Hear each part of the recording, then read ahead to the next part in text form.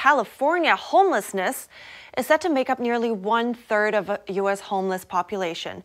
With inflation, more people are on the streets now as well. And I spoke to Travis Stéphens. He's the CEO of Our Investments.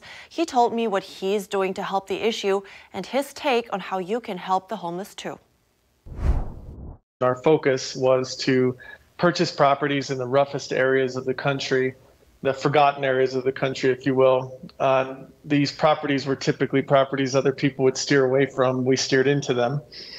And our goal was to bring quality, affordable housing to these particular areas. And then our construction company was only hire homeless individuals from that area, from organizations in that area. And then obviously we would bring them in from out of town when another project would finish. 38% of homeless people, they abused alcohol, while 26% abused other drugs.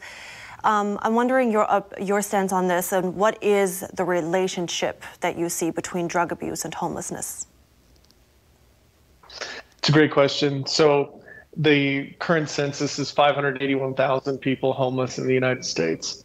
And so what's cool about what you just said, and I want everybody to know this, is that 50% have something with this quote unquote word chronic around it, but there's still 50% that are very much able to be helped and ready and willing to step up to the plate. So the 50% you just talked about with the chronic, and this word chronic has a lot of negative connotation around it, but we use that for a moment.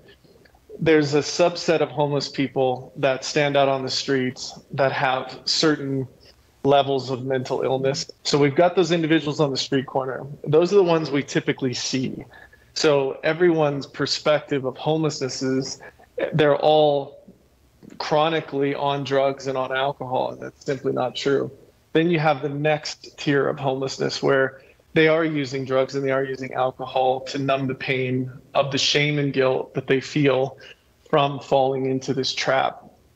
And we all fall into traps, but our governmental system has made it so hard to reintegrate back into society that for them to get a job and overcome this particular thing called homelessness has become overwhelming. And then we have the other tier that just fell into hard times, is living in a tent in the back alley.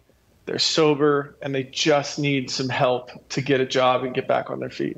What is your personal opinion on what the best way is to help those individuals, depending on the tier they're on, so to speak? Well, my opinion is we have to stop looking to the government to fix it. The government is a reflection of the people by the people. We have to start looking in the mirror and saying that we caused the problem. So if we can take responsibility for the issue, now we can say, what can we do as a collective whole to fix the issue? We keep staring up at the government. The government has obviously shown us over time that their use of funds is not good. Every time they try to attack an issue, they cause more repercussions than they cause good. And so it's time for us as a people to step in.